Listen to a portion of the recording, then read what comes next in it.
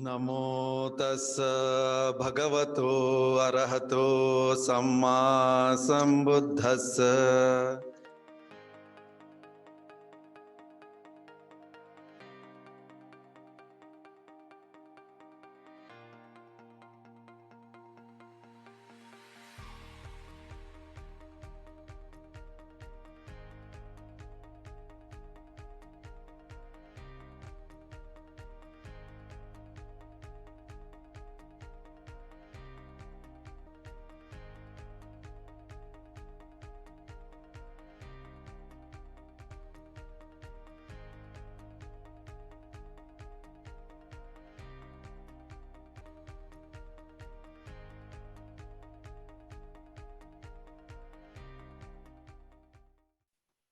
Namo Buddhaya, and welcome all to Comprehensive Course on Buddhism. This is our week 14th, and we are coming towards concluding our Vasak course, 3 months Vasak course on Comprehensive Course on Buddhism. We are going towards more practical aspects of it from last few weeks, and today we will be covering Buddha Dhamma Bhavana. That is Buddhist practice, daily Dhamma reflection at home. Our teacher is Venerable Bhikkhu Ananda today. As usual, we start the session. I'm going to ask for a Khamayachana on behalf of all the participants. So wherever you are, please join with me in asking for the Khamayachana. Oka savandami bhante dvaratayena maya kattam sabba paradham khamatu me bhante. Dutiyampi okasa vandami bhante dvaratayena maya kattam sabba paradham khamatu me bhante. Tatiyampi okasa vandami bhante dvaratayena maya kattam sabba paradham khamatu me bhante. Sadhu. Sadhu, sadhu. Thank you very much, Bhante. Bhante, I request you to start the session. And at the beginning, if you could give us a little meditation. We appreciate that, Bhante.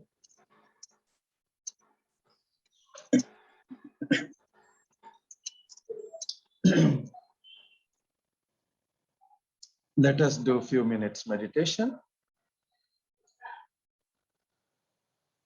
Sit comfortably. Smile. Feel relaxed. Let us observe our body. Let us feel our body.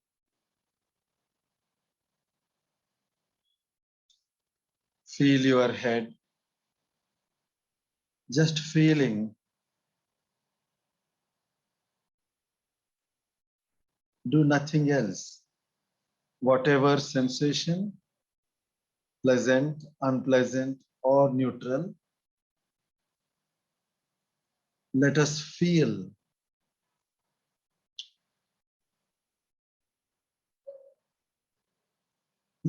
As clearly as possible.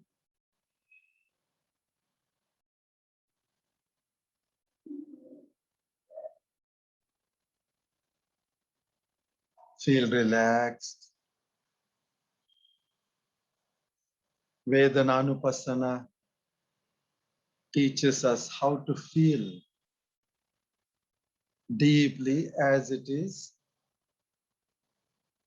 Feel your throat, feel your neck.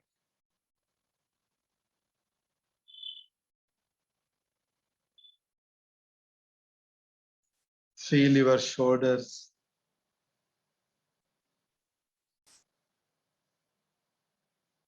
Feel relaxed, lighter, looser.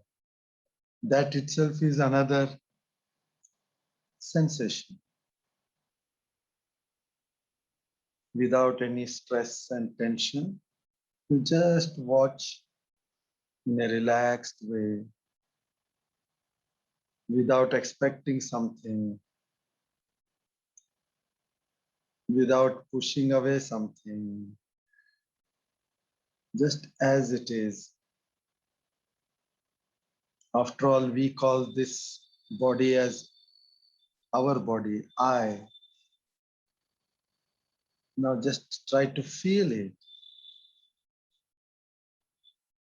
Once we are able to feel the sensations, then we can see the real nature of the body. Feel your left arm, feel the right arm, feel your chest,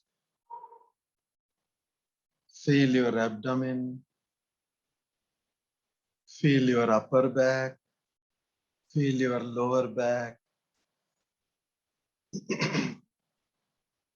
feel your entire left leg.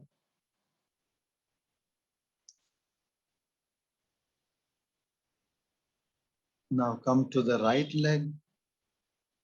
Focus your mind and feel whatever sensation is there. All these sensations arise only because something is changing.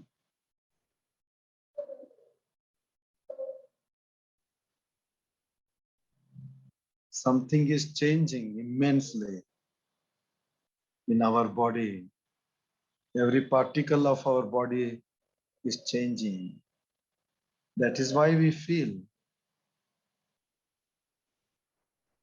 Now smile and visualize your smiling face. May I be peaceful and happy. May I be wise person. Wisdom is to see things as they are. May I be wise person. May I see realities as they are.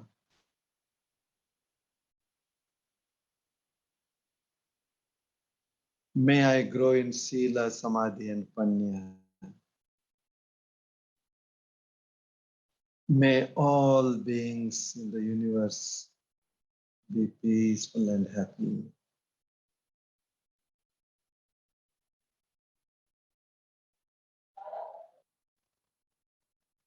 Bhavatu Sabba Mangalam, Rakhantu Sabba Devata, Sabba Buddhanubhavena, Sabba Dhammanubhavena, Sabba Sanghanubhavena, Sada Suti Bhavantu Te.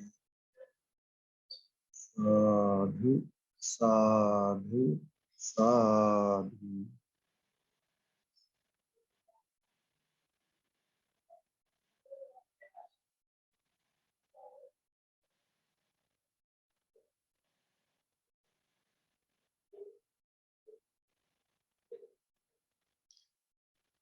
So that was a short meditation, observing our own body, observing the body. How do you observe? You need something to feel. So these are the sensations. You just cannot feel the matter. Only if sensations are there, then you can feel the matter.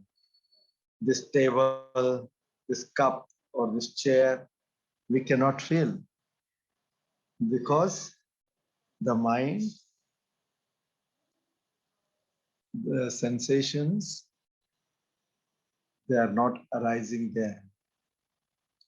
They are arising within this body, our own body. So the body is very, very, whatever mass of matter we have got within this body, that can feel because the chittas can arise. The chittas are connected with that.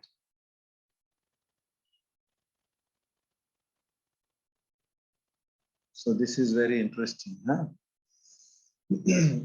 So if we want to know life, life is made up of two things. One is body and one is mind. Body is matter, physical matter. We have to understand that. And mind is made up of chittas and chetasikas. That also we have to understand. And these two together combined, they function. The process of how they combine, they work together, that is called life. So Lord Buddha has emphasized about knowing this reality, and that is called vipassana. That is what we do in vipassana, trying to know nama and rupa. Now, most of the time,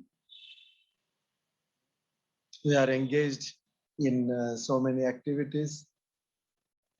As householders, you are all engaged in so many activities. So how to practice Buddha Dhamma Bhavana?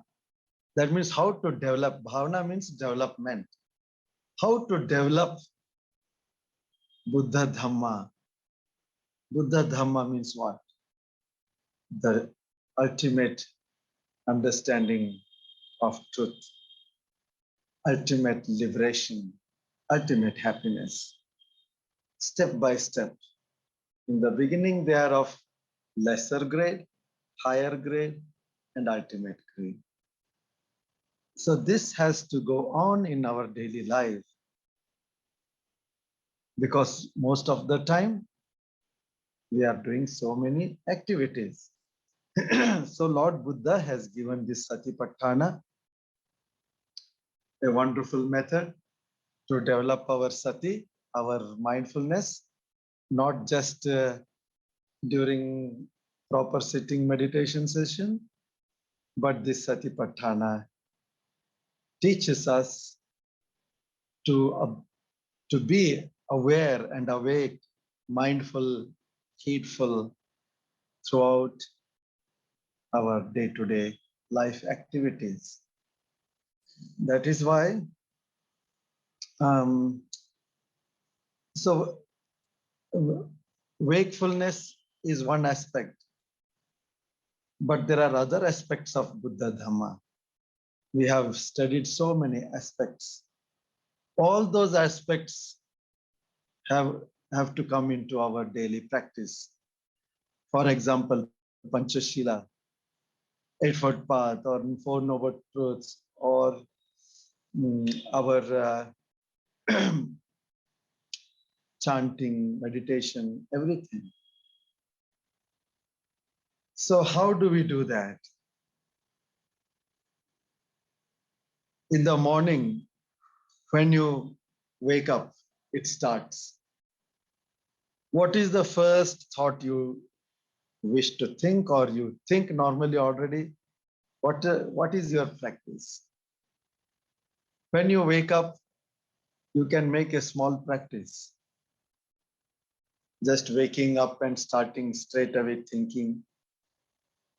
No, once you wake up, you can say Namo Tassa Bhagavato Arahato Samma Sambuddhassa.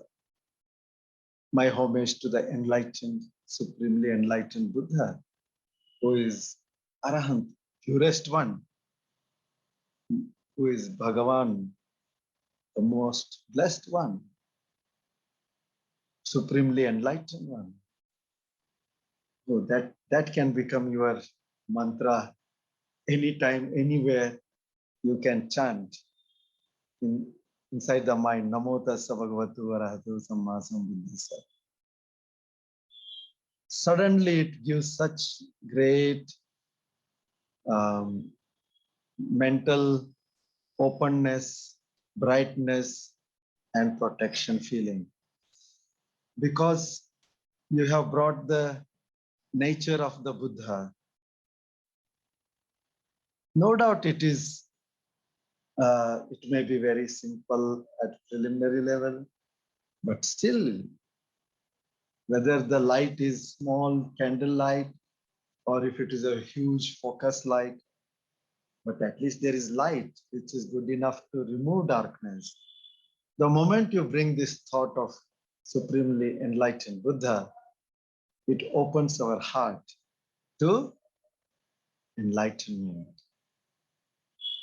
It's a really wonderful, wonderful exercise that you can do when you open your eyes or when you wake up slowly, when you open your eyes, and or when you get up and you get out of the bed.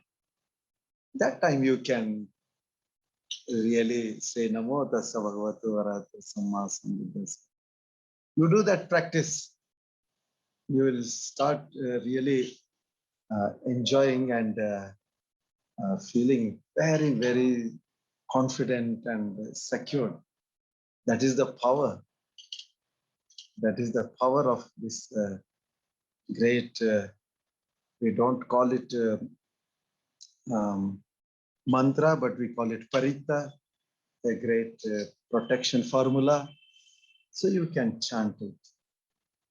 So like that you start. Namo tassa bhagavato arahato samma sambuddhassa. May I be happy. May all be happy. Like that. How much time it takes? Just few seconds. 2, 3, 4, 5 seconds, 10 seconds. But within that 10 seconds, it sets the entire day in right order. It gives great meaning to that day, the purpose to that day.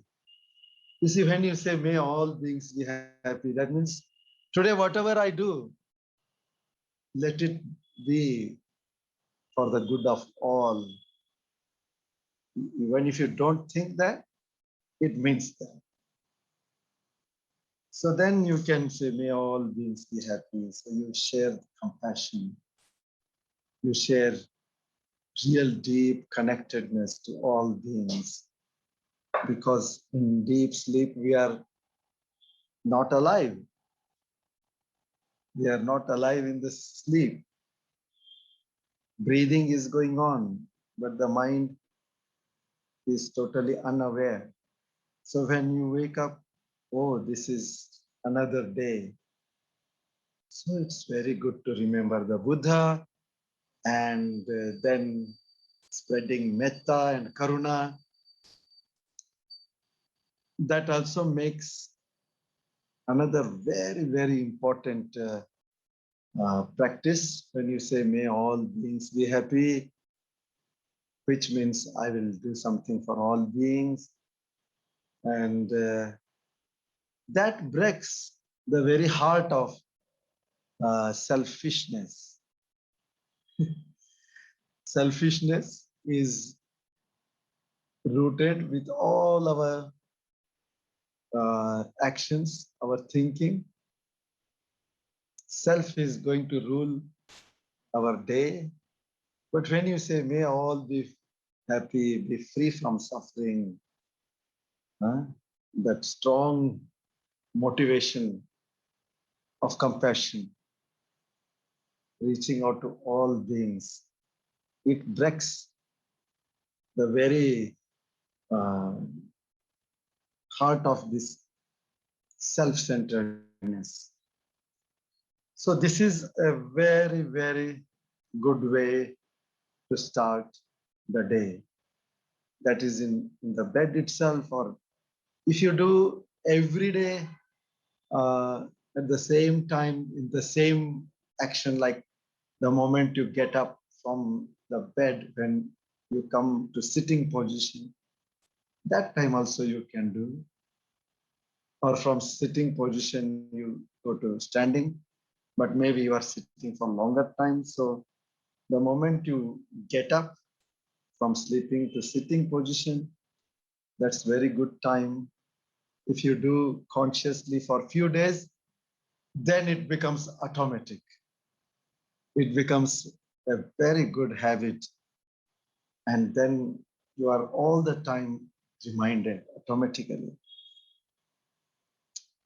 So like that, you can start your day, and then of course you get up and get fresh up, and then just after brushing, washing, you can go to the Buddha, light candle, incense, flower. If it is early morning, then maybe the previous 9 days flowers would be there, and then do homage, 3 times homage, Panchanga Namaskara, that is 5 angas, head to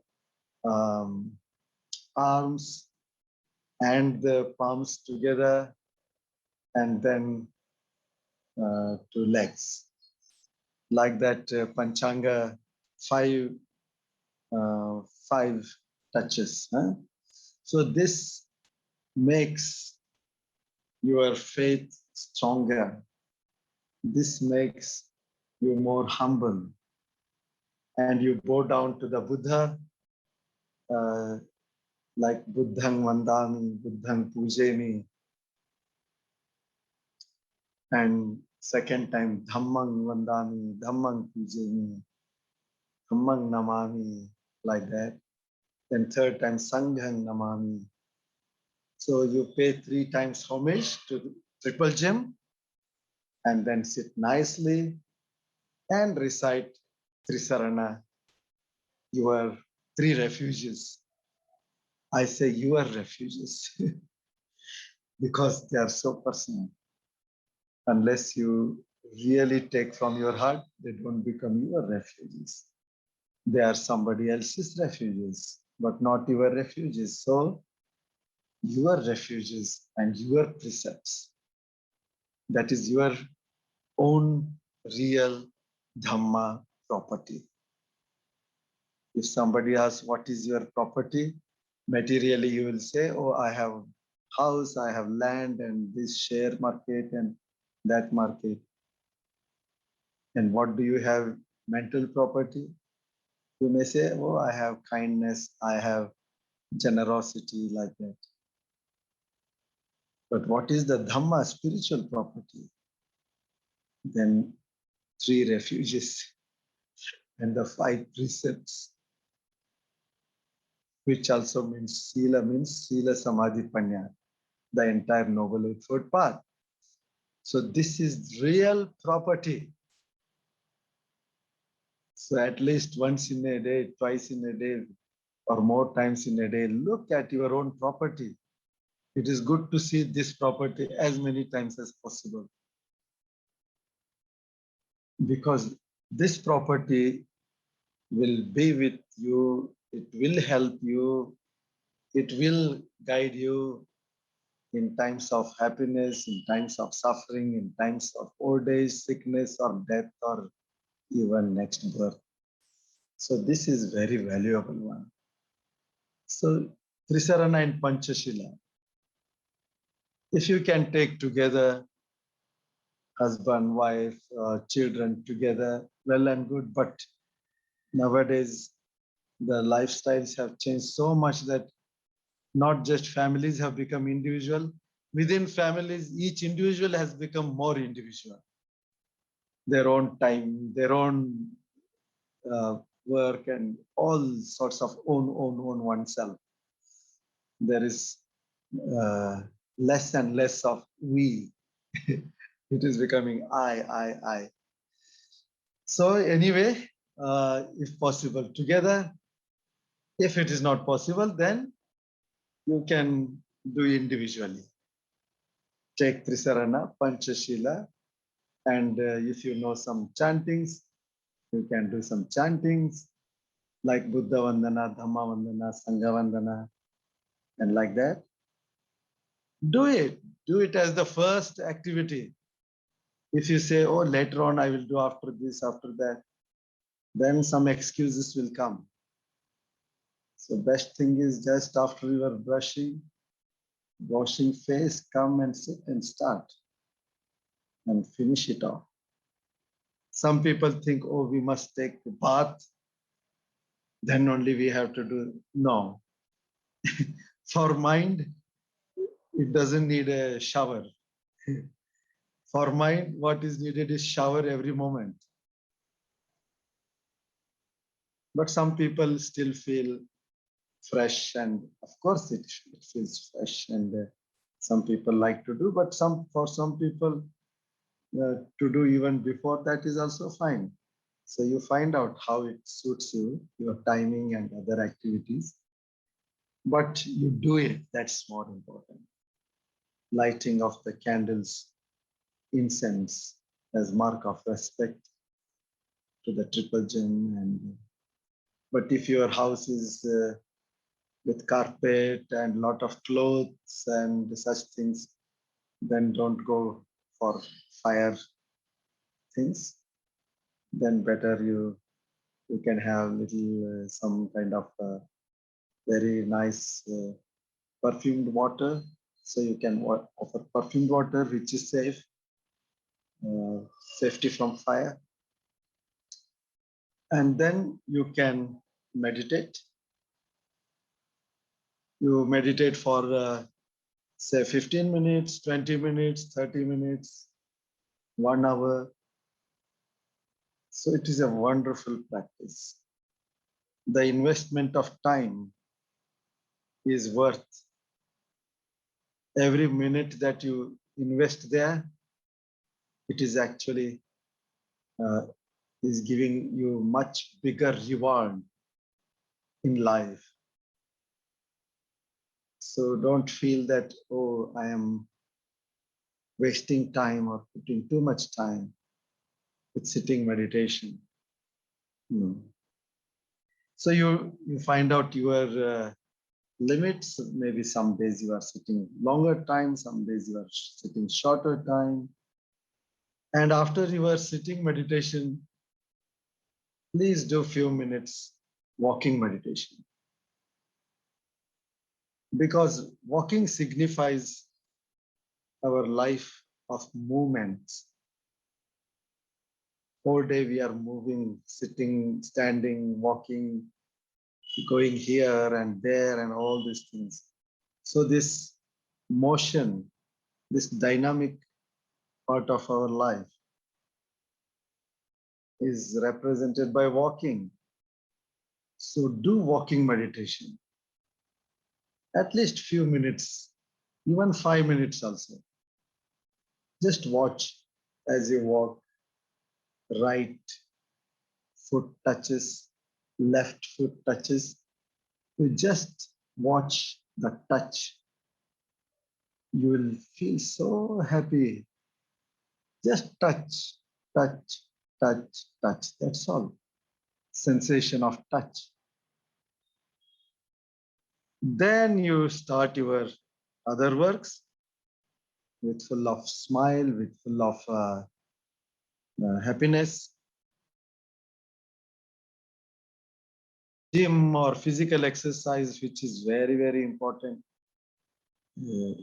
And when you are doing those physical exercise, focus your mind, keep smiling, be happy, do happily.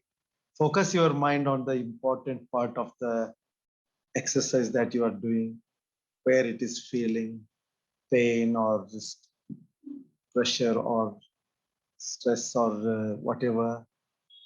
Just observe it and do it in a relaxed way. That will be really, really good physical exercise. And meanwhile, another very important uh, thing in the morning, please don't miss it. That is to greet your family members. You are living with family, and when you see for the first time your wife, husband, children, just greet very nicely. Good morning, Sukhi Hotu. Huh? Sukhi Hotu is very beautiful greeting in Pali. Huh? That is metta, giving metta with words. Everybody, Sukhi Hotu, come, get up. This is time is up. Like that, if you start greeting, what a wonderful way of starting the relationships. Huh? The day starts with wonderful relation. Even if some unpleasant things are there, at least the first time when you meet, you tell the children, Sukhi hotu, wake up, like that. Sukhi hotu, Sukhi hotu, Sukhi hotu. Make it a habit. And teach the younger ones when they get up, they should also greet and also touch the feet and do namaskar to the elders, parents. That's very, very effective practice. So like this, now these are all Buddha Dhamma Bhavana, what the Buddha has taught, that is being developed in these very activities. Now, one important aspect you have to understand is don't segregate your family life, your work life, and spiritual life. That will be disaster for you. They are not different. The mind you are carrying is the same one when you are doing work in the office or you are dealing with your family. The memories, the perceptions, the experiences, that's the same thing you are carrying wherever you go. So as long as the mind is there, so long, continue your practice. So make your home your meditation center. Make your home vihara. Make your home jetavana, just like you are in front of the Buddha. So any situation, any place is all right for spiritual development. So then you go to the workplace, there also you continue, greet your colleagues nicely with metta, even though they may be having, somebody may be having bad feelings, they may not greet you, but you greet. There is nothing to hold on as my prestige or ego. That ego, no, no benefits in protecting the ego. And this ego is playing so big role and so big mess up also in our lives. In protecting ego, we destroy Dhamma. In the process of protecting ego, we forget Dhamma. And ego becomes so powerful, so prominent that we forget Buddha, we forget Dhamma, we forget our practice, our discourses, what we heard from Bhantes, and everything is gone. So ego is like putting a sheet covering everything. So now you see, if you are aware of a little bit of that, oh, I should not be arrogant. Sometimes situations will be there where you have to really forgive. People will be doing something or the other wrongs. This word, you cannot correct the word, but surely you can correct your own mind. They may behave in a wrong way, but tell to yourself, I will behave in a right way. In Dhammapada, there are 5 gathas. In 5 gathas, the Buddha says, Susukhang vata jivama verinesu averino. Among the enemies, we will live with loving kindness. Aturesu anatura. Like that, there are 5 gathas explaining all the negativities that can exist around you. Anger, hatred, enmity, selfish people. So the Buddha says that is their problem. I will live what is good for me. Now, for all this, you need mindfulness. Huh? Mindfulness is so crucial that otherwise you will not even know what has already happened in the mind. Disaster has happened, and then only you become aware of that. Oh, it is too late. So better to become aware before. So have wonderful relationship with all the working colleagues and whatever work you are doing, responsibilities you are doing. So whenever you are speaking to somebody, the moment you open your mouth, try to remember Samma Vacha. Make it as your mantra. Opening the mouth, Samma Vacha. Right speech. Just remind yourself, right speech. I'm opening my mouth, the immense power of human beings. Speech is such a wonderful gift and power. So when you are unleashing this power, then tell to yourself, Samma Vacha. No lies, no backbiting, no abusive words, no gossiping, something meaningful, good for all. So even if you remember 3, 4, 5 times in a day, already that is a big, big achievement. Then it will help you so much. Then even if you not uh, consciously think that, oh, I have to speak right speech, automatically it is happening. If some wrong speech is coming, already your mind shakes. No, no, no. So this is a matter of practice. Ultimately, it comes back to mindfulness as many times as possible. And then keep your motivation clear throughout the day. You started your motivation, may all beings be happy now. That should be the foundation for all relationships, all your speech, actions. When you say that, it also means following Panchashila. All the Panchashilas you see, whether you kill, steal, sexual misconduct, or tell lies, or intoxicate yourself, all of them harm somebody. So when you say, may all be happy, you have metta and karuna as your motivations, then that will flow throughout the day with everybody. So make this motivation very strong.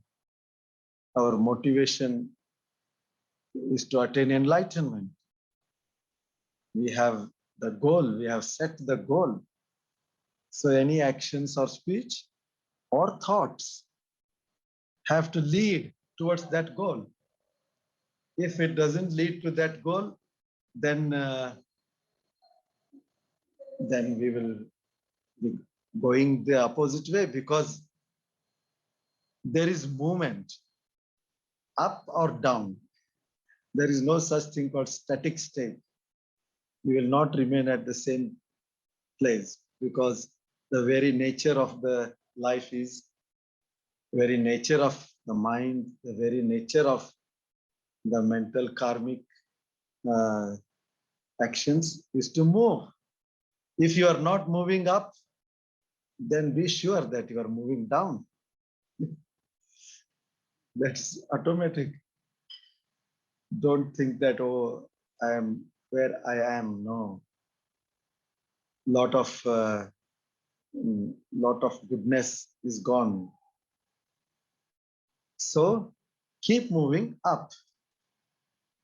Lord Buddha says, no, one is the path for wisdom, another is path to ignorance. Knowing these two paths, conduct yourself all the time so that you are moving upwards.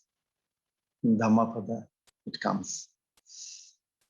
So that is, keep that motivation and work very sincerely, hard, and earn good money. And as we have already discussed, I think your income and expenditure should be balanced.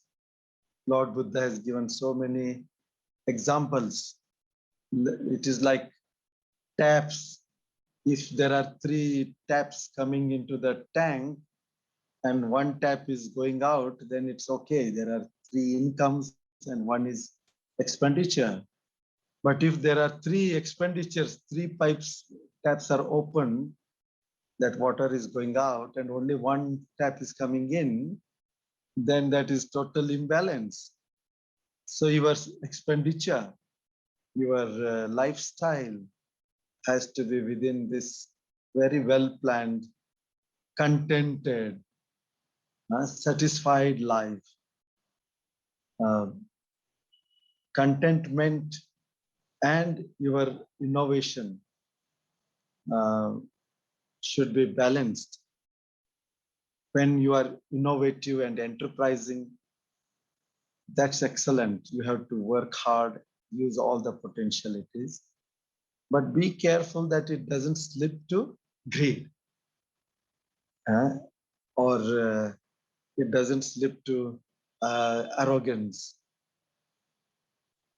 As long as it is up to your creativity, your capacity, supported by very strong compassion, loving kindness, then go ahead as much as you want.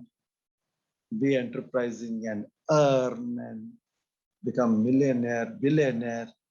All that doesn't matter, because you are also becoming millionaire in your heart. Mind is becoming rich. Not just money, but mind also. With that rich mind, do good things. So that is about your work. And this mindfulness I told you, so try to develop, try to be aware of bodily action, verbal action, mental action. That is what makes Satipatthana, no? What we call Satipatthana, the 4 systems, Kayanupassana, Vedananupassana, Chittanupassana, and Dhammanupassana. They all make us to understand mind, matter, and together mind and body, what activity it is doing. Physical, kaya kamma, vachi kamma, and mano kamma. So if that mindfulness is strong, then you will do less and less wrong things. If it is very good, then you will not do any wrong thing, maybe a whole day full of positive things. 1 or 2 wrong things will come, then you will understand, it will be gone, it will be kicked out. That's easy. So this change is possible, and this change is the only way that we develop bhavana and to get enlightenment. So, and then in a day, when you are eating food, if you are eating food at home and if it is before 12 o'clock, then in a small plate or a cup, put the food items and offer to the Buddha before 12 o'clock. If it is after 12, you may offer water or just black tea or some juice, like that. If possible, you do that.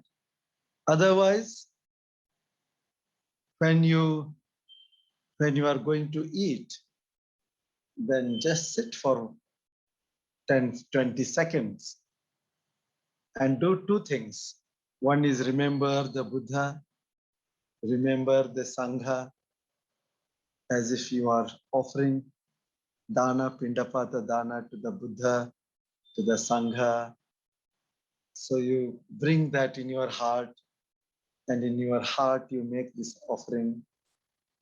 and express gratitude to the Buddha, Dhamma, and Sangha, and then express gratitude to all those who have worked for this food to come on my table, right from somebody who has started planning, making the fields, and then sowing the seed and watering and growing the crops, taking care and cutting and packing and transporting and selling and in the shops, and so many people, and then bringing to home, and somebody has to cook yourself or somebody else, then it has come to your table. So many human beings have worked, so many insects and so many creatures have worked. Oh my goodness, for just one plate of food, thousands of people are connected, and they have all worked. It doesn't matter whether you are giving money or not. All of them have worked. That is why this food is here. It is not the power of your money, but it is the power of the work. So feel gratitude. Oh, I am grateful to all of them. May they all be happy. May they share all the merits, whatever good I have done. At least one time, do it. 2 times when you eat 2 times, do it 2 times. It may take 5-10 seconds expressing gratitude to the Buddha, Dhamma, and Sangha, and gratitude to everybody. So this is very powerful because it will make you debt free. The Buddha has given to monks 4 contemplations. Every day we have to contemplate, oh, this robes that has come, it is for the purpose of protecting my body and saving from the heat, cold, this and that, and to protect my shame. No other reason. I will use this cloth wisely. Like that food, it is to give health, protect my body, to practice. I use food properly. This vihara, all the things that we use, all these are offered by lay people out of faith. So I use them properly. And medicine for my health, that after afternoon, whatever we consume, these things, they are medicinal. So these are as medicine I take. So Lord Buddha has given us these 4 contemplations, and he tells that when we contemplate, that day we are debt free. That we have received, we owe something to the donors, to the world, but when we contemplate, then we become debt free. So when you also do small contemplation and express gratitude, you also become debt free, because you have expressed whatever you got, whatever you received, all the things which we are using. How many people have to work? No? So that's why it is powerful, because you become debt free in your heart. That itself is a power. Ananya Sukha, no Runa, Aruna Sukha, no debt. So offer to the Buddha food, water in your heart, and offer gratitude. That is another very good practice. And of course, Metta, Karuna, Mudita, Upeka, these Brahma Viharas are absolutely needed. Metta will remove your hatred. Karuna will remove your cruelty. Mudita will remove your jealousy. And equanimity will help you to remain in a balanced way in this totally crazy, up and down and up and down, imbalanced world. At least we will be balanced. So these are the points which help. And again, relationships, maintain good relationship within family, friends. If somebody doesn't like you and if you have to be little far away, mentally be full of metta, uh, whether near or far. Maintain relations, especially take care of parents, elders. That opportunity never comes. Once they are gone, even millions, crores and crores of rupees will not bring you back the privilege of serving, offering water, making bed, giving them warm clothes. So when they are alive, do it as much as possible. When they are gone, then do punya in their name and share. So that kind of connection with all the family people, friends, maintain good friends, wise people. Wise people in in a sutta, Mittani Sangsa Sutta, the benefits of good friendship. The Buddha explains whom to catch, who is a good friend. That itself is another topic one you can read. And remember, then ultimate things you have to go understand the Four Noble Truths, suffering and cause, ending and noble eightfold path. That is the heart of our this one. And that will take you to anicca, dukkha, anatta. And when you come to anatta, very important aspect of Dhamma you will understand in daily life, interdependence. That is anatta. Interdependence. We are dependent on so many things. This moment, I am dependent on so many things, material things and mental things. Next moment, we are dependent on the environment. We are dependent on all these trees and water and wind and nature. What a wonderful nature. It is protecting us. So we have to be respectful, sensitive. Lord Buddha was so sensitive, very minimum usage from the nature. That's how he has taught us to live with very minimum using the things, so that we respect and we protect our nature environment. Today, so much of discussion is going on because they didn't understand. Exploitation was considered as development. Even now they call it development. They are destroying a whole lot of forest and they call it development. They produce heat and then they call it development, progress, economic progress. All these are wrong notions. For something wrong, they call it development. But that is the word.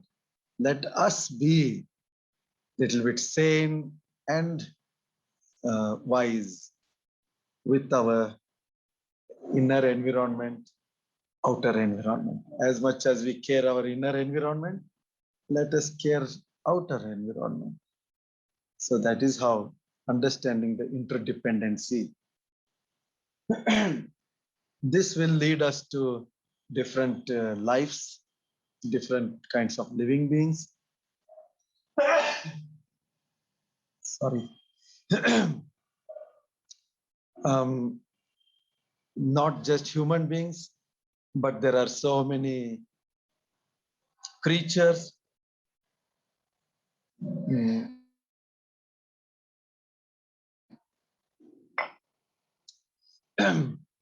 insects and other things. We see so many things. Then there are the 31 planes of existence. Oh, so many enormous All this, we have to remember them every time, because as we develop our mind, as we develop our attachment, accordingly we create our gati, our bhumi next birth. So we should be very careful. So giving metta, sharing merits with all living beings, known and unknown, all. We are not all knowing ones yet.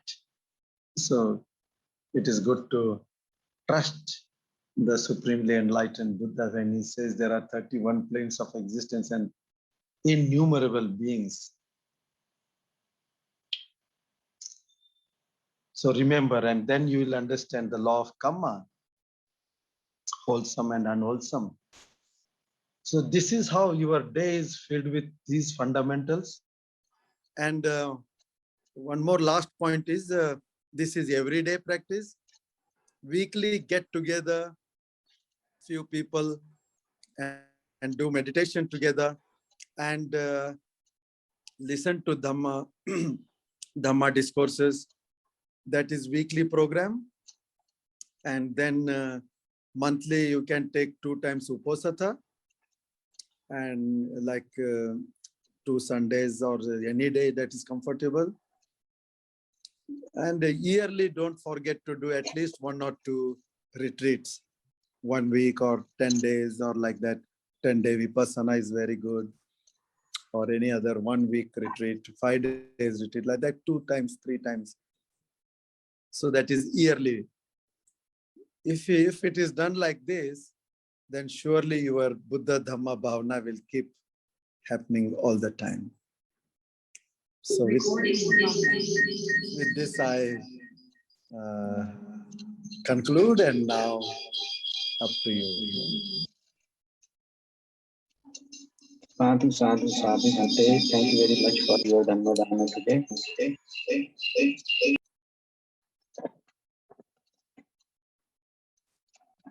I'm trying to figure out the echo source.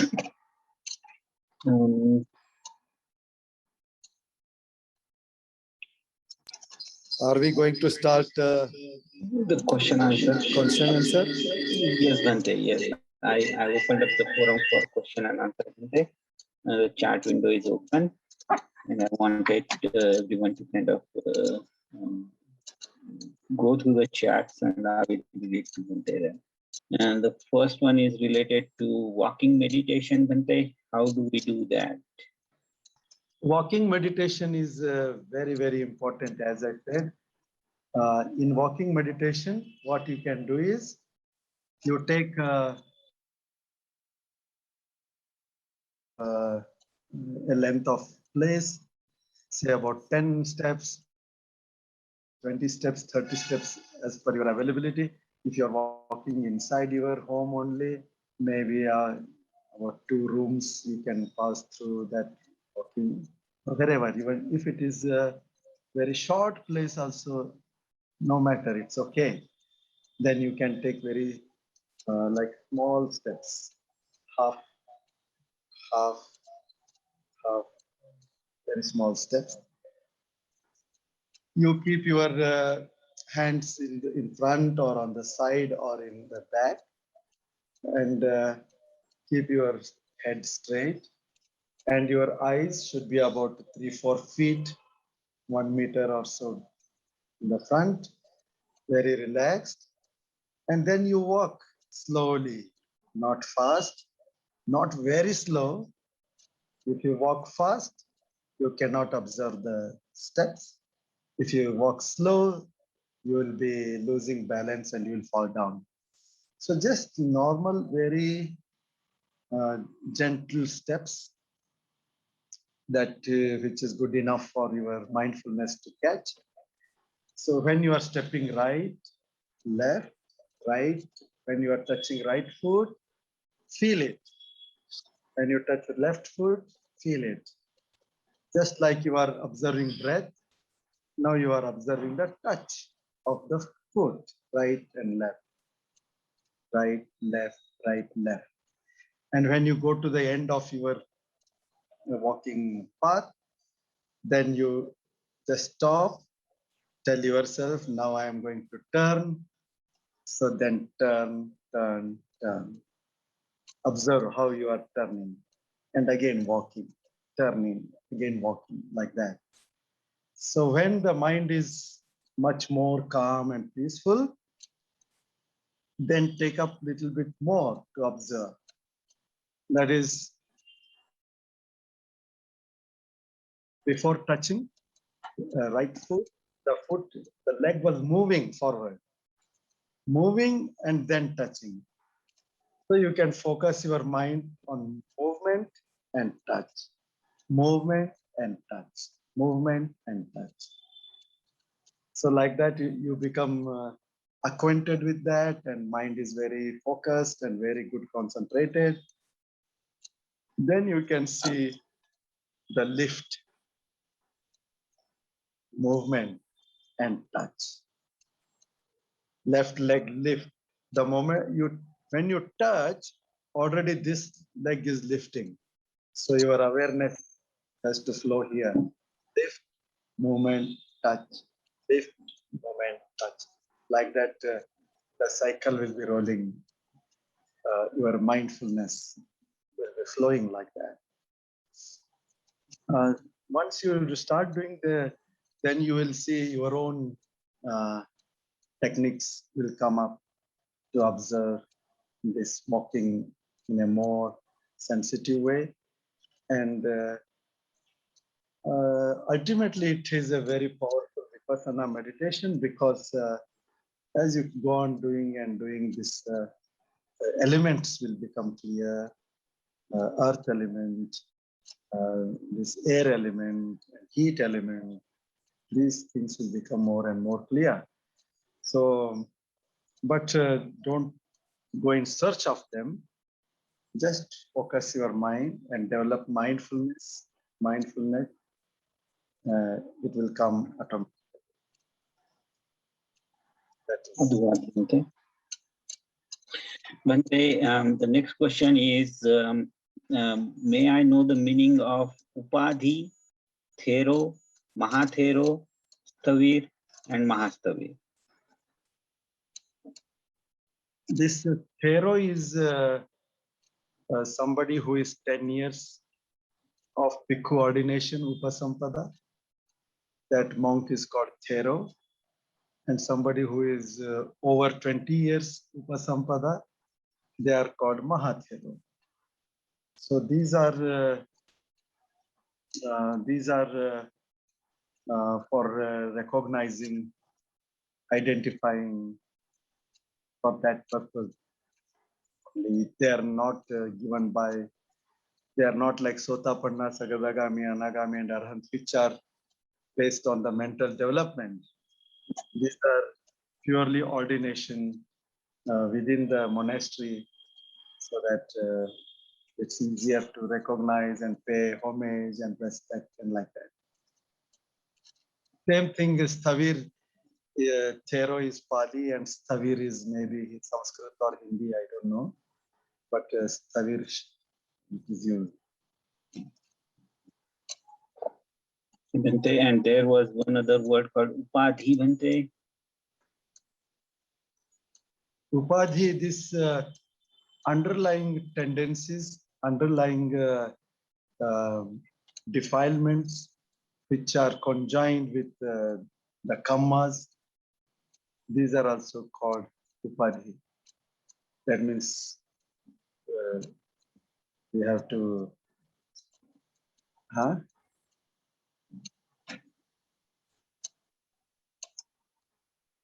upadhi is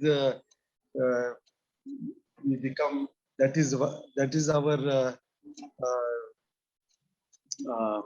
goal, no, to remove that the defilement of attachment, substratum of rebirth. That is that which is flowing deep within us. Bhavatanha, kamatanha, vibhavatanha, these cravings which are holding on. Already we are holding on so much, for example, to human life. that they become the causes, that they become very strong causes for rebirth. So that is also called upadhi. Upadhi, not upadhi, upadhi. Upati. Okay, thank you very much, Bante. Bante, the next question is, it has been said that the path to Nibbana is very long. Can you please explain how long? Path to Nibbana is long for some, short for some, medium for some. It all depends on how much paramis you have developed, and you have the opportunities to develop the paramis. It is not that only so much you can develop in this life. You can develop and maybe you are able to fulfill also if the conditions are good enough. Sometimes very little, sometimes more. So time is actually nothing. Time is, you should not bother about time, but bother about your wisdom and actions. That is, yeah.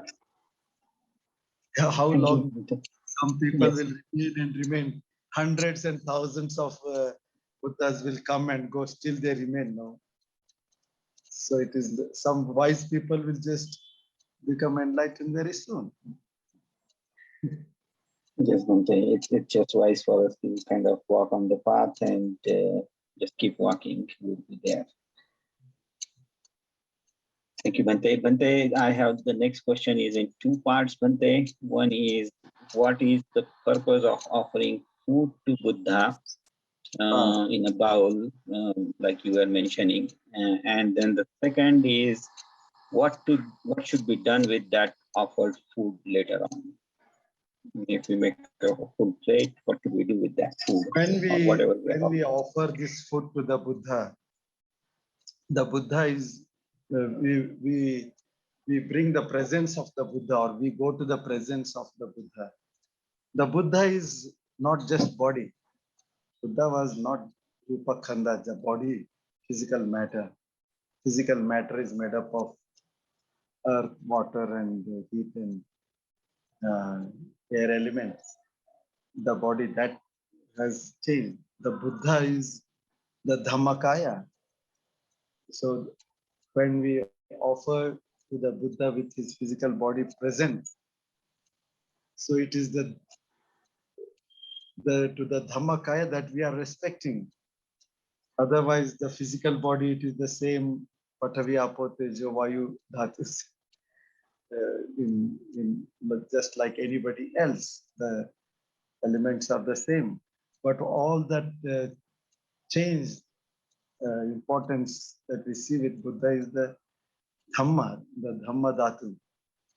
So even now, when we are offering, if we remember the Dhamma and the Buddha quality and offer, we are offering to that. And once you offer, then later on you can give it to animals, birds, insects, like that you can offer. Or if you offer with good, large quantities, you can give it to some poor people.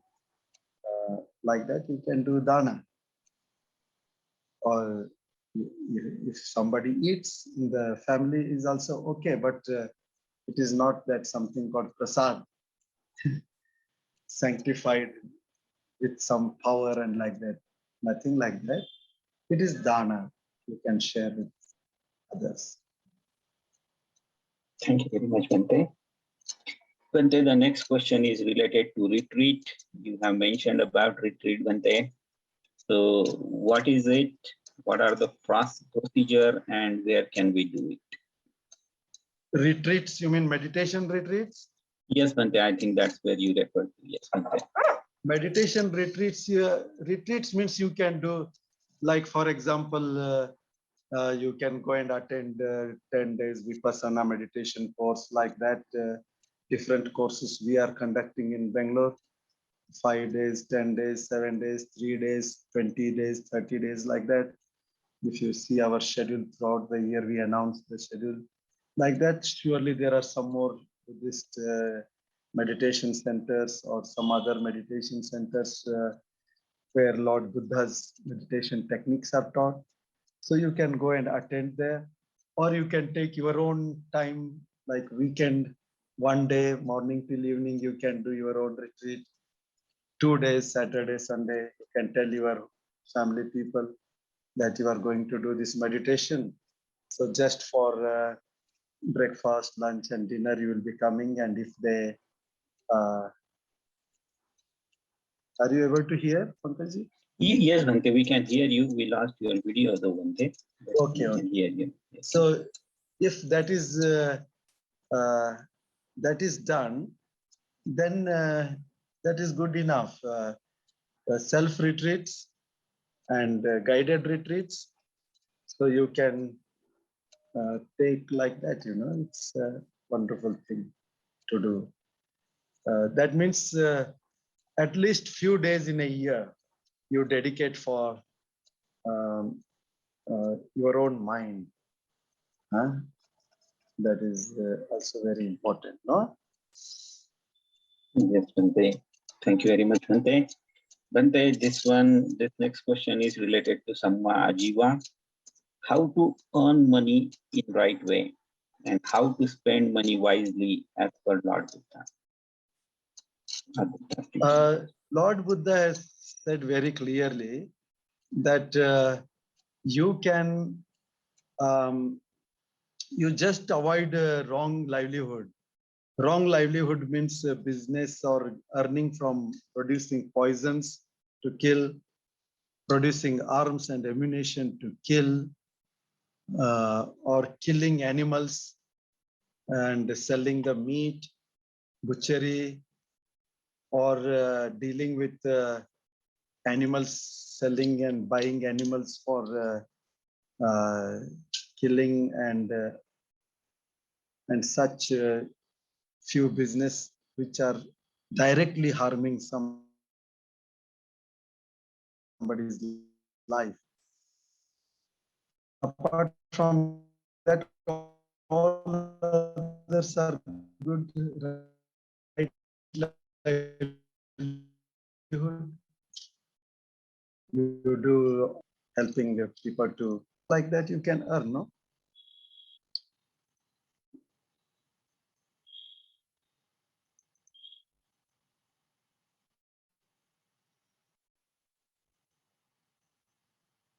Is it okay? Bhante, we could hear you. We just lost your video feed. Bhante, how to spend wisely, Bhante? How to spend the money wisely? Oh, The Lord second part of Buddha, it. again, Lord Buddha has said, one part of the money, use it for comfortable living, not exorbitant, lavish lifestyle spending and this one, but decent living. And one part you always reinvest for increasing your business, your income, whether it is with your children or with whatever education or like that. Another part, save something for uh, save certain amount for um,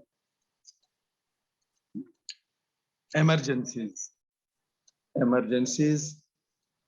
and one more part use it for doing dana and punya and like that.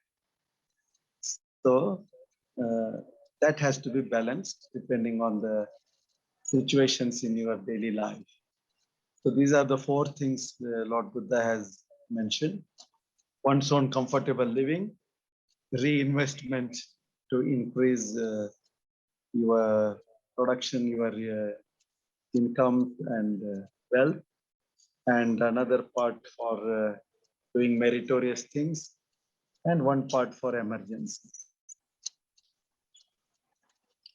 Thank you very much, Bante.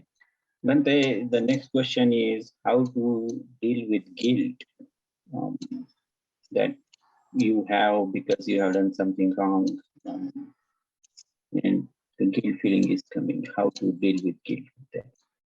Oh, that is very, very important. Guilt is what? Guilt means something which should have been done has not been done. Something which should not have been done, that has been done. Huh? Su na katang ku katang iti kukuchang. Kukucha, it is called. Something that which has to be done rightly has not been done. Something which should not be done, a wrong action has been done. That will eat up the mind. It will burn the mind later on. That is why it is called paschatap. Paschat means later on. Tap means burning. Paschatap. Huh? So this guilt in metta meditation, particularly, that is good time to recollect. So when you do metta meditation and at the end, you see your own smiling face and tell to yourself, I love myself also. And all this guilt and bad feelings are there. That is gone in the past. Now I cannot do anything about that. But certainly now I can do many positive things. I forgive myself. I forgive myself and proceed with positive actions. Lord Buddha told no, he gave the Lorna example of salt. If you put salt in a cup of water, it is a salty water. But if you put that 1 spoon of salt in Ganga river, then that salt is gone. So if you have done one bad thing, then do 100 good things. Like Ganga river, it will wash out the effect of that badness will be gone. So Buddha has given this. So just smile at yourself, tell to yourself that was wrong action, that was akusala chitta, akusala kamma that I have done, but now I will change. Lord Buddha has given full hope and energy and guidance, so I can change.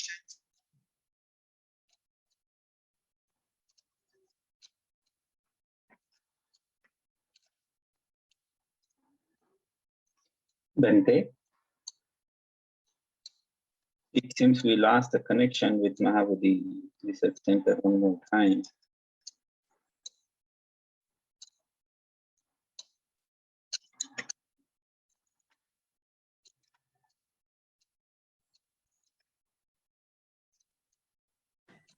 Can Bante, you hear?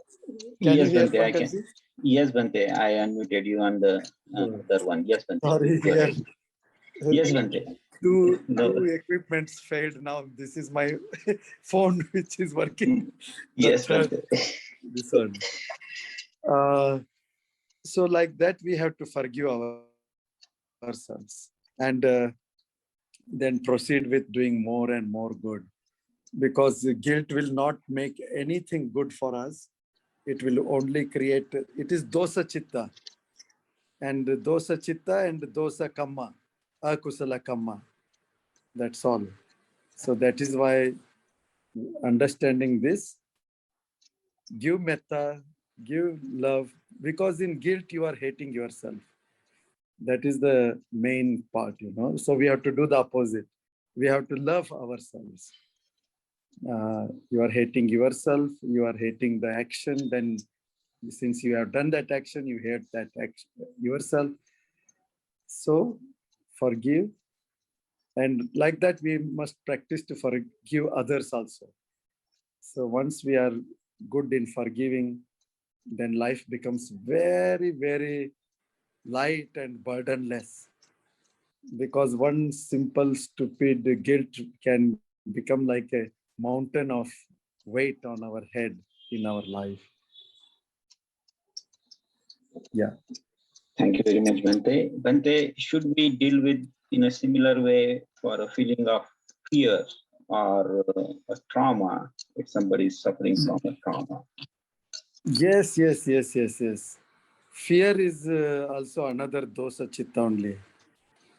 So if we are able to do metta, then we can overcome fear. Metta is opposite of fear. And also saddha. When we have strong faith in the triple gem, then we can surely overcome the fear. The fear is ultimately associated with some wrong actions which are known, remembered, or which are unremembered deep inside us, done in long back or in past lives sometimes. So let them be from anywhere. Let them crop up from any reason. But we can, with powerful metta, with powerful trisarana, understanding the law of paticca samuppada, we can easily overcome it. So that is possible. Even the worst of traumas and nightmares can be overcome by regular practice of metta bhavana and also the understanding anicca dukkha anatta, which means vipassana bhavana. So it is possible. Thank you very much, Bante. Bante, this next question is related to Siddhartha Gautama's journey towards Buddhahood. Why it took him 6 years when all his paramis were all complete 3 times over? You see, in the life of Buddha, there were some difficulties. These difficulties were the last traces. Sorry, yeah. Shall I mute here? No, Bante, then we lost you. I think if Mahabodhi is on, maybe I need to turn that one on. Yes, Bante, let me do that. Make them co-host. And now you can unmute the Mahabodhi speaker, Bante. Okay. So it's Yes, clear, Bante. right? Yes, Bante. In the life of Buddha, there were 12 such kinds of things, 12 difficulties our Lord Buddha had to go through. These were the last traces of some unwholesome which was done very, very long back. This Dukkacharya he had to go through 6 years because I think he did something long back. He burnt Pacheka Buddha's kuti, or I don't exactly remember. Like he had to go through the Devadatta's stone splinter injury, and he had to go through back pain. He had to go through this 6 years Dukkacharya, and including this murder attempt, and like that 12 things, and including the last meal which created Chunda's meal created diarrhea. So like that 12 things happened in the life of the Buddha.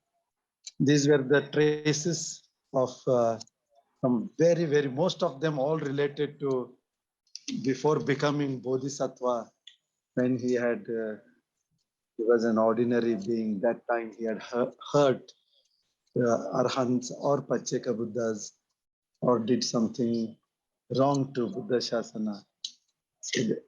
I'm sorry, just precisely, I'm not able to recollect now.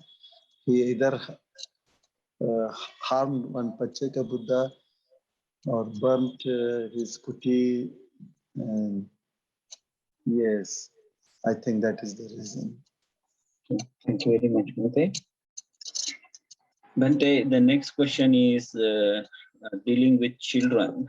Sometimes it's difficult to handle children calmly, and teenagers don't agree with us. They are constantly arguing. How to handle Bhante? And then we are trying to be in a metta bhavana or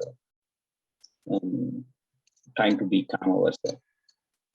That is a challenge, no doubt. But if we keep, we should know that these children have come with their own loads and loads of karmic deposits, mental makeups, tendencies, and inclinations. So it is natural that they will behave in certain way which is not according to our wish. Our own mind doesn't work according to our wish. So how can we expect another person to work according to our wish? And as they become teenager and like that, the emotional upheaval takes place. So there is intense greed and lust and all these things will start. And accordingly, the opposite anger and hatred, arrogance will also come. These are always, they go together, two ends. So like that, they behave, and that's also the age when they want to assert their individualness and their self-confidence of living their own life. All these things get mixed up during this teenage time, and it is not easy. So the best thing is to explain these things. Tell the boy or girl, look, these are the things that changes happen in you. These are the changes that I am seeing in you. So if you change this attitude little bit, then it will develop like this for in you. For future, it is good. Like that, you try to explain. That is one way. Openly speaking, that will help them very much. And second is also to have our own patience, because there are certain things which they cannot learn by lectures, explanation. Certain things they have to go through that. So at that time, you have to feel very compassionate and feel patient, and also you can tell that, oh, you will understand after some time. Like that, on one hand, compassionately, you have to tell the truth.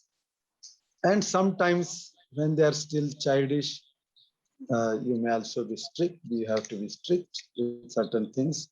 Limits, you have to follow certain limits. And it is a very skillful, raising a child is like, it is a very delicate, you are handling a very delicate thing, which skillfully you have to do. It is possible. But even after that, they will behave in certain ways. You have to accept that that is the nature of human life. So we have to be patient that it passes away. Thank you very much, Bhante. Bhante, the next question is, please distinguish between Kayanupassana, Vedananupassana, Chittanupassana, and Dhammanupassana. These are different names to observe and understand different aspects of our life, which is nothing but nama rupa, mind and body. So Kayanupassana, we are, for example, when we observe breath, that is physical activity. So that is Kayanupassana. When we do walking meditation, that is Kayanupassana. If we are eating and we become mindful, That is Kayanupassana. If we visualize the inside parts of the body, 32 parts of the body as the thought, that is Kayanupassana. And then as we go deeper, then you see the elements is Kayanupassana. But this Kaya, how do we understand it? That is through feeling, Vedana. So through Vedana, we are understanding Kaya. So when you are focusing to Kaya through Vedana, then you are doing Kayanupassana. When you focus directly only to Vedana, then it becomes Vedananupassana. You are feeling, for example, pain. You know pain as Vedana. So there you are, whether it is pain here or there, or pain itself is the object of meditation. Then it is Vedananupassana. So Vedana we use to understand Kaya. Vedana we use to understand Vedana itself also. Chittanupassana is to know what state of mind I have now. If it is metta mind, just know that this is metta mind. This is angry mind. This is jealous mind. This is greedy mind. This is egoistic mind.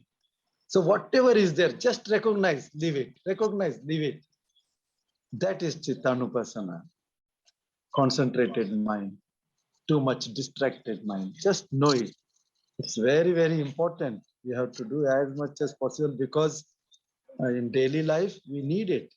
Otherwise, a whole river of thoughts will come and go. And if we don't know, it will be, maybe we have acted in a wrong way. So we should know it.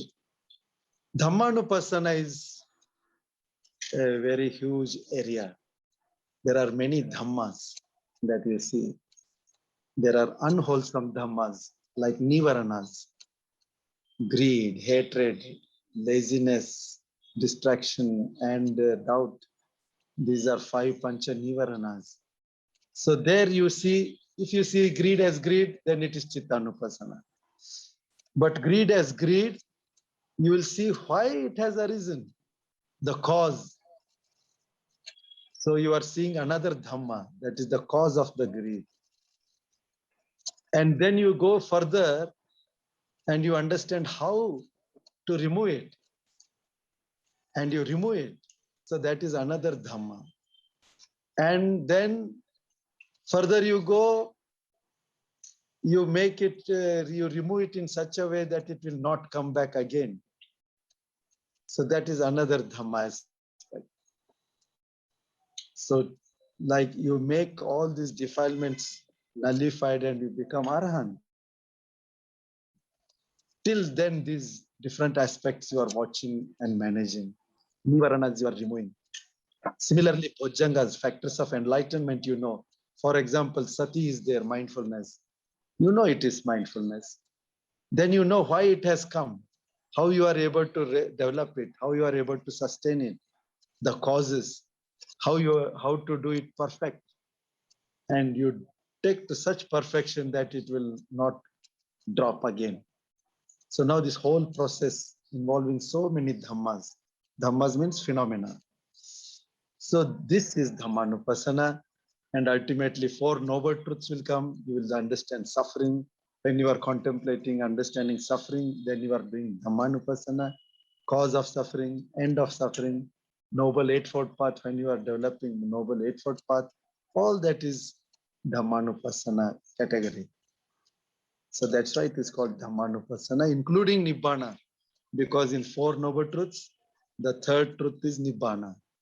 So you realize Nibbana, that Dhamma also comes in Dhammanupassana. Sadhu, sadhu, sadhu, Bhante.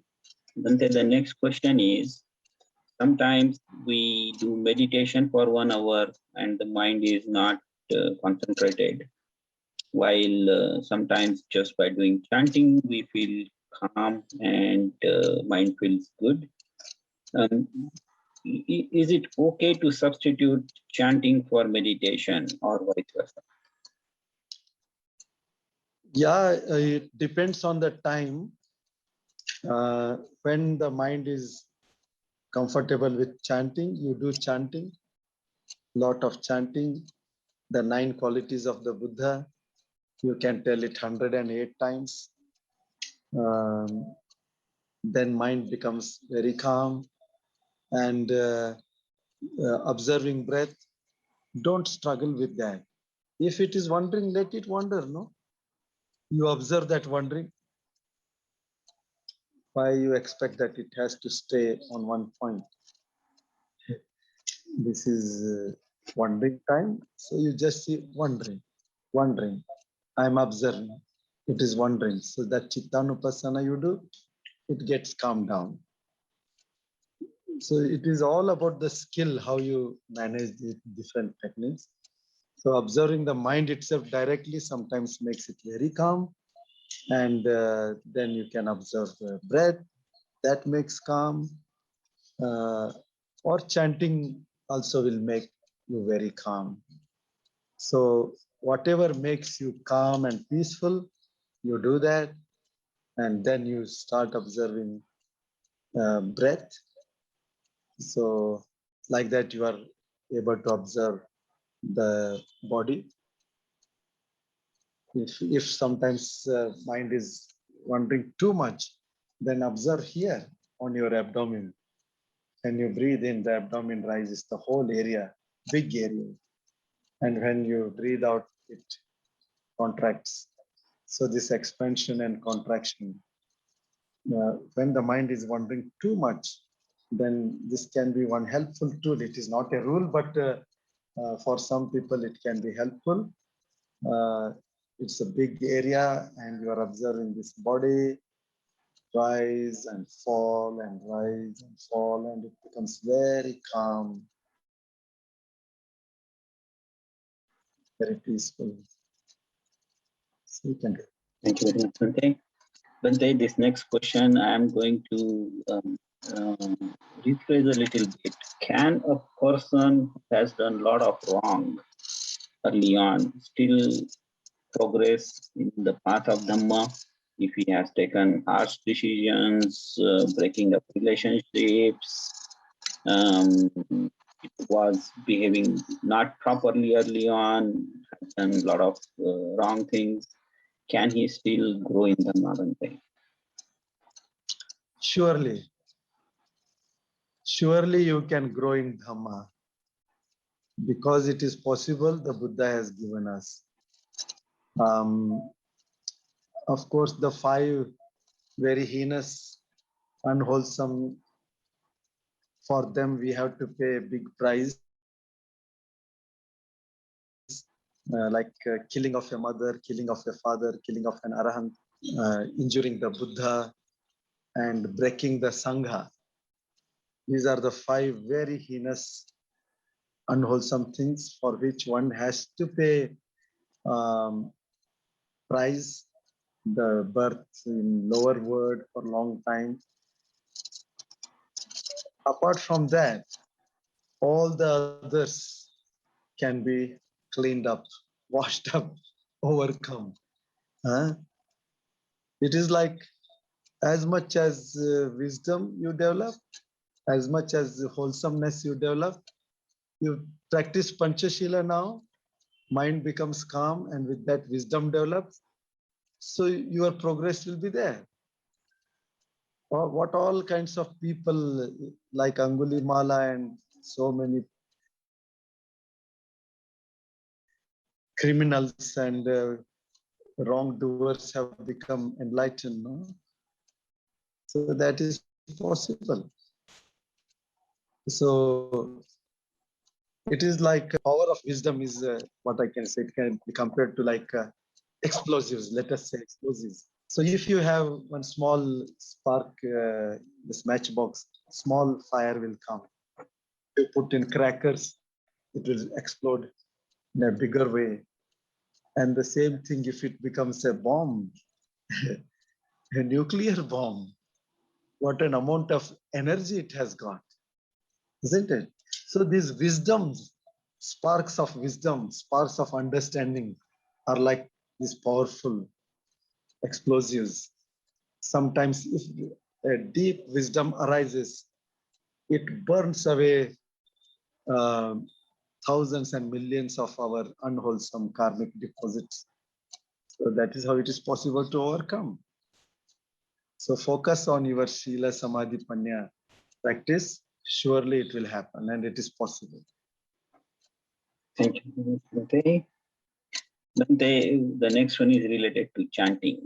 So I will. This is in two parts, Bhante. The first question is, does chanting give me merits? And the second question um, is just chanting sutta sufficient, or I should be also understanding the meaning of the chant that I'm doing? The chanting surely is a very meritorious work because you are repeating the holy words of the Buddha that have come from the enlightened heart with holy lips of the supremely enlightened Buddha. And it is a great privilege in life that we can repeat them, we can chant them. This mouth, this tongue, this is used, this voice box, it is all used for speaking so many nonsense. When we are chanting, this is directly related to enlightenment. So it's a very, very powerful, meritorious act. Even if you don't understand it, it is a meritorious act.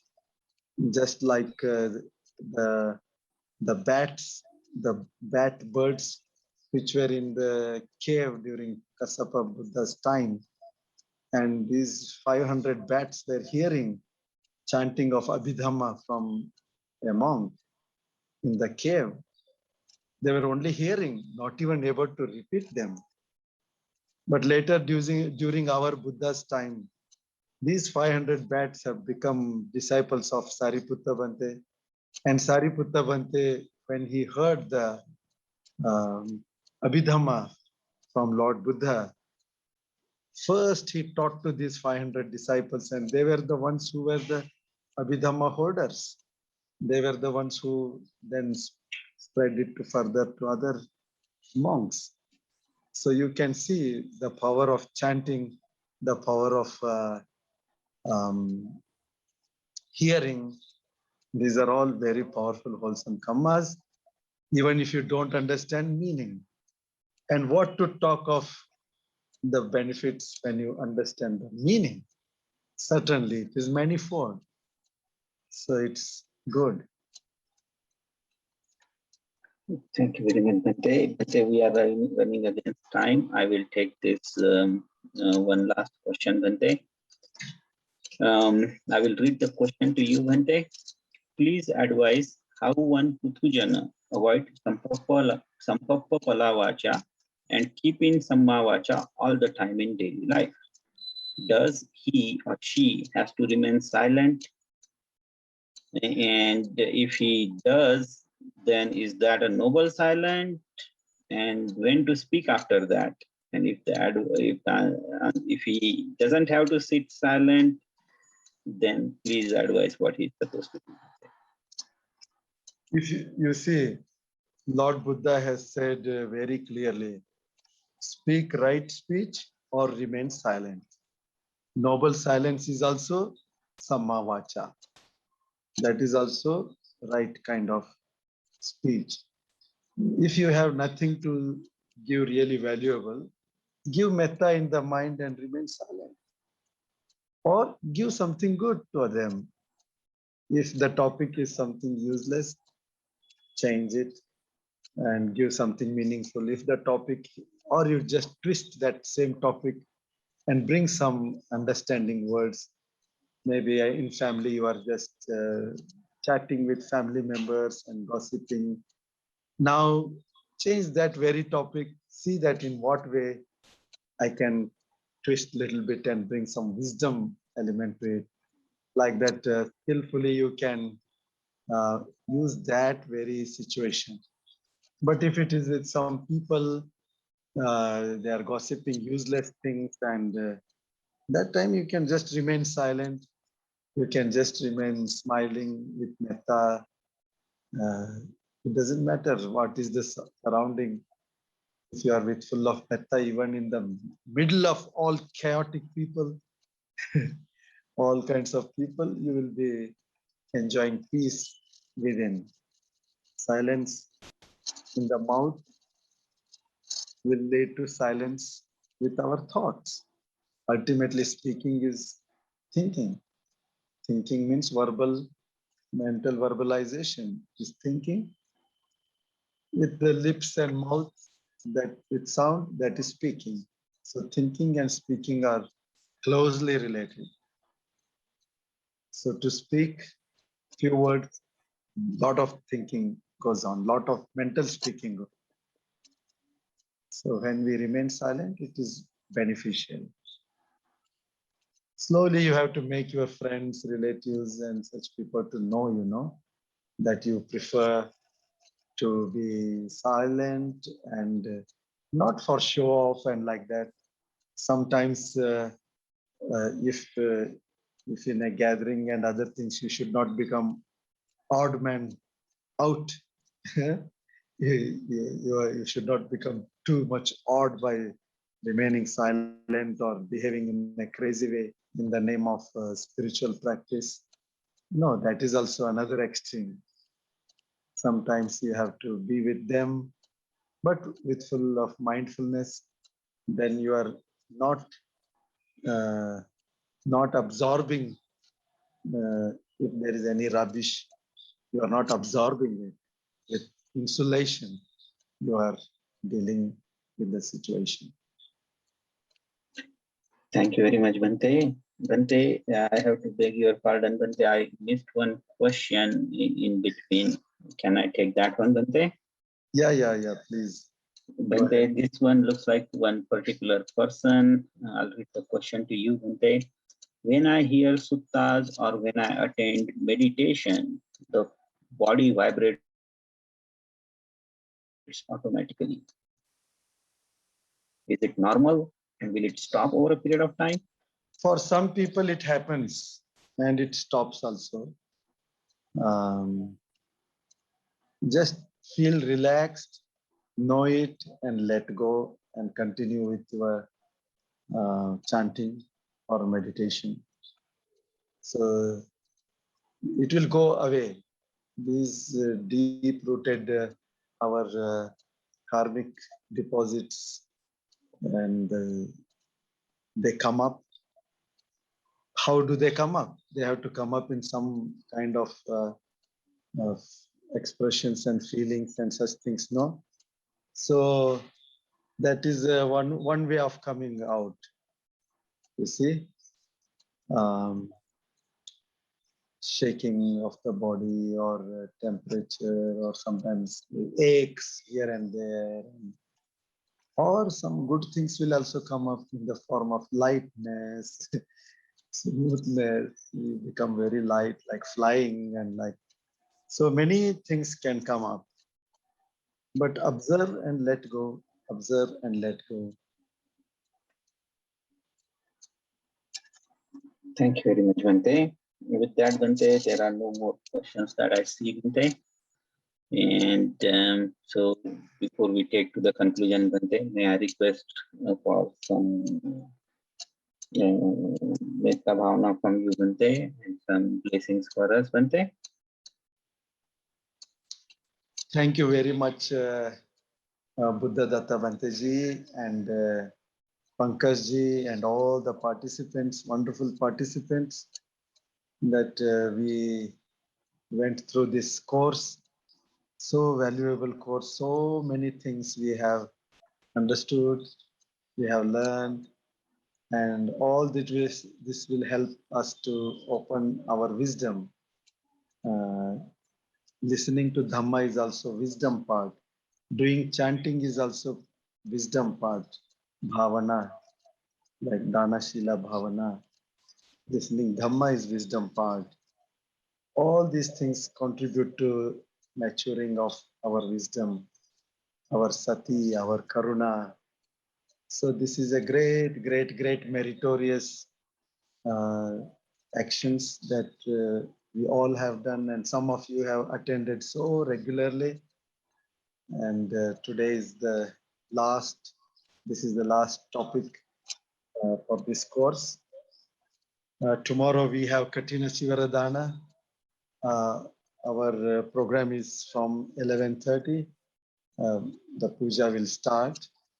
Before that, at 10 o'clock, we have a Pindapata. I don't know if it is going online, but from 11:30, surely it will be online available. We will do puja, and then the Katina offering will be there, and significance of Katina we will discuss, and then we will offer 5 Buddha Rupas tomorrow, and it is like a very harmonious expression of lay people and monastics. Otherwise, one cannot exist without the other. So we are very grateful to all the lay people who have been supporting us throughout the year. When Vasa is finished, that is the that Varsha, that year is finished. So now for monks, new year has started after the Vasa. So for the whole year, it is like paying gratitude also to everybody who supported. So this is mutual respect, mutual love, mutual concern, and helping each other to walk on the path of Dhamma. So the more and more we associate with Dhamma people, the more and more our mind becomes inclined towards such people, such situations, such sounds, such words, such topics. And when we, even if we stray away sometimes, because of this power, we will be back again. So let us develop this. And tomorrow, please attend this Katina. Katina is the highest among all the danas, and it is only once in a year. So please attend that. I'm grateful to this entire team. So may the blessings of the triple gem, Buddha, Dhamma, and Sangha, be with all of you. May I be happy. May my family be happy. Give metta to all your family members. Whatever merits we have gained, all the punya come to all the family members, all the neighbors, all the relatives. May they share, may they walk on the path of Sila, Samadhi, and Panya. All the merits come to all our departed teachers. May they attain full enlightenment. All the teachers who are living now, may they be healthy and attain full enlightenment. All the departed relatives, friends, may they share this punya and may they progress on the path of enlightenment. All my relatives, friends, family now living, may they all get these merits and be happy, be healthy, keep growing on the path of Dhamma. May all human beings share these merits. 7 billion people on this earth, may they be free from sufferings, defilements. May they grow in wisdom and compassion. May all other animals, living creatures on this earth share the merits, be free from these lower levels of existence. May all the devas, higher beings who are earthbound or anywhere in the celestial universe, may all devas share our merits and progress to enlightenment. Whole universe, May all beings share the blessings of the Buddha, Dhamma, and Sangha. May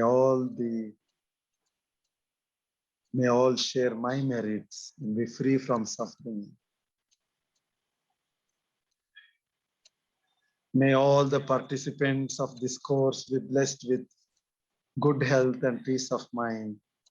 May the blessings of Triple Gem be with you.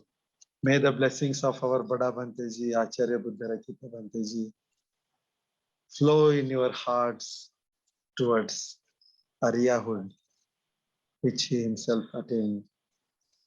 May all the blessings of Kassapa Bhanteji, the present abbot, chief of our Mahabodhi monasteries, may his blessings and Sangha blessings be with all of you. Bhavatu Sabba Mangalang, Rakhantu Sabba Devata, Sabba Buddhanubhavena, Sabba Dhammanubhavena, Sabba Sanghanubhavena, Sada Suti Bhavantu Te. Sadhu, sadhu, sadhu.